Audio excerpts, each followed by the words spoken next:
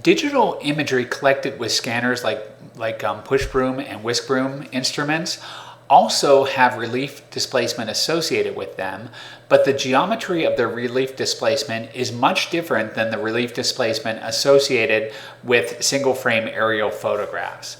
So in this example on the left here, this would be an aerial photograph where the principal point is indicated by this cross here. And this would be the one point on this photo that has no relief displacement associated with it, and everything else is leaning away from the principal point out towards the edge of the photograph, whether that's a tower or a tree or a building. However, with digital imagery that's collected by a scanner moving, such as a satellite or some other aerial device, if that instrument is moving in this direction here, it would trace along the ground a continuous line. Instead of having a principal point, this is called a nadir line. And this nadir line is the line along which there would be no distortion.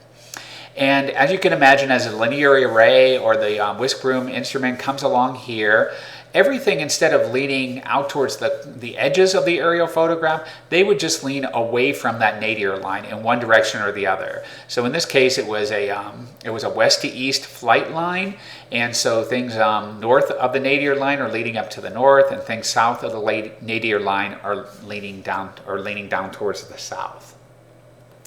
The same is true in the simple example here. This would be a framed photograph where the principal point would be this one peg that has no relief displacement associated with it, and all of the other pegs are leaning away out towards the edge of the photograph.